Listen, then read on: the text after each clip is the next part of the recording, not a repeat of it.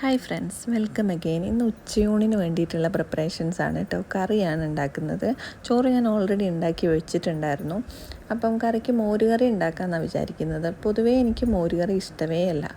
എൻ്റെ വീട്ടിൽ പണ്ട് മുതലേ പശുവൊക്കെ ഉള്ളതുകൊണ്ട് പാല്, തൈര്, മോര്, വെണ്ണ ഇതൊക്കെ സുലഭമായിട്ട് കിട്ടും.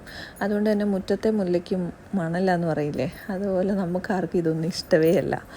അപ്പം മോരുകറി ഞാൻ പൊതുവെ ഉണ്ടാക്കാറുമില്ല. അത് കാരണം ഇതിപ്പം ഞാൻ യൂട്യൂബിലും ഇൻസ്റ്റഗ്രാമിലൊക്കെ മാമ്പഴം വെച്ചിട്ടൊരു മോരുകറീൻ്റെ വീഡിയോ കണ്ടു. അപ്പം ടേസ്റ്റിലൊക്കെ എന്തെങ്കിലും വ്യത്യാസം ഉണ്ടായാലോ എന്ന് ഓർത്തൊന്ന് ഉണ്ടാക്കി നോക്കിയതായിരുന്നു. അപ്പോൾ പ്രത്യേകിച്ചൊന്നുമില്ല, ഉണ്ടാക്കുന്നതിൽ അങ്ങനെ ചേരുവയിൽ വ്യത്യാസമൊന്നുമില്ല. മാമ്പഴം ഒന്ന് ആഡ് ചെയ്യുന്നു എന്ന് മാത്രമേ ഉള്ളൂ.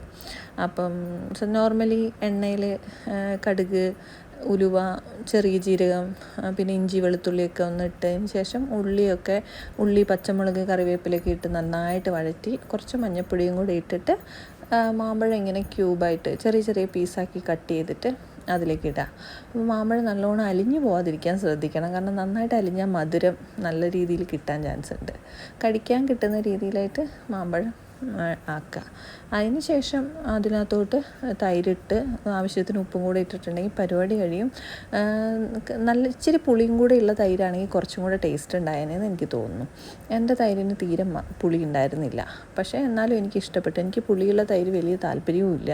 അപ്പോൾ കുറച്ച് പുളിയും കൂടെ ഇഷ്ടമുള്ളവർക്ക് പുളിയും കൂടെ ഇടുകയാണെങ്കിൽ ചെറു മധുരം കൂടെ കിട്ടുമ്പോൾ നല്ല ടേസ്റ്റായിരിക്കും. പിന്നെ മുരിങ്ങയില തോരനും കൂടെ ഉണ്ടാക്കാമെന്ന് വിചാരിച്ചു. മുരിങ്ങയില തോരൻ എനിക്കിഷ്ടമാണ്. ഇലക്കറികളൊക്കെയും എനിക്ക് ഭയങ്കര ഇഷ്ടമാണ്.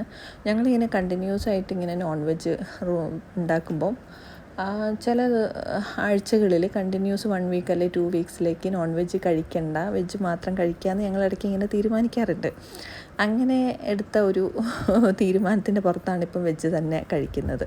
അപ്പം മുട്ട കഴിക്കും കേട്ടോ. മുട്ട ഇങ്ങനെ തോരനിലൊക്കെ ജസ്റ്റ് ഒന്നുമില്ലെങ്കിൽ പിന്നെ ടേസ്റ്റൊന്നും കിട്ടത്തില്ലല്ലോ. അത് കാരണം അങ്ങനെ തോരൻ വെക്കുന്ന കൂട്ടത്തിൽ ലാസ്റ്റ് ഈ ചവർപ്പൊക്കെ ഉണ്ടാവുമല്ലോ മുരിങ്ങയില തോരന്. അപ്പോൾ അത് കാരണമാണ് ഞാൻ പിന്നെ ലാസ്റ്റ് ഇങ്ങനെ മുട്ടയും കൂടെ ഒന്ന് ഉടച്ച് എന്താ പറയുക, അപ്പം നല്ല ടേസ്റ്റുമാണ്. പിന്നെ എന്താ പറയുക, കുറച്ച് ക്വാണ്ടിറ്റി കൂടിയതുപോലെയൊക്കെ ഉണ്ടാവും. പിന്നെ സൂപ്പർ ലഞ്ചായിരുന്നു.